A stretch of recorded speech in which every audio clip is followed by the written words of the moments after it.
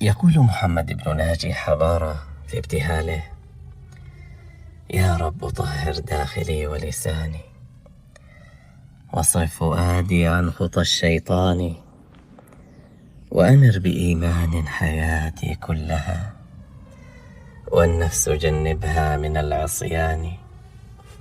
أنت الغني إذا أنرت بصيرتي، نلت الرضا وسحائب الغفران.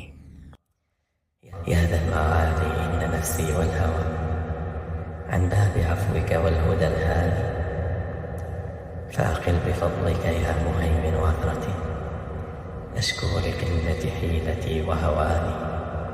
واستر عيوبي وارض عني دائما، واصلح لي الأبناء والخلان. ضاقت بنا الدنيا لكثر ذنوبنا، وتحجمت في أوسع الأكوان. نجري وراها بل ولا نرضى بما كتب الإله لنا من الأحزان. فاقنع بما فيها فإنك راحل، ومعك منها قطعة الأكفان. واختر طريق الحق واسلك دربه، واسق الفؤاد بلذة الإيمان. وتزود التقوى لتجزى أجرها في جنة الفردوس والرضوان. وإذا بذنب قد خلوت فلا تقل وحدي، وقل إن الإله يراني.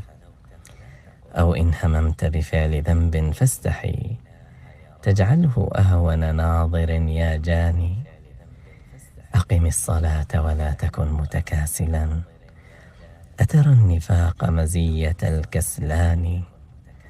والوالدين ببرهم يأتي الرضا، فادعي لهم بالعفو والغفران.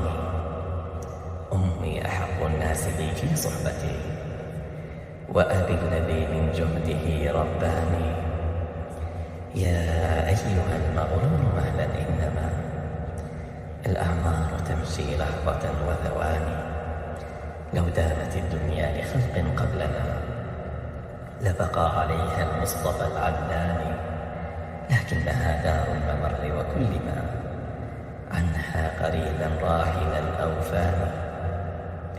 ثم الصلاة عليك يا خير الورى، صلت عليك على الدوام لساني. صلى عليك الله يا نور الهدى، ما دارت الأيام في الأزمان. سلامتكم، شكرا لاستماعكم. كان معكم بلو مايند.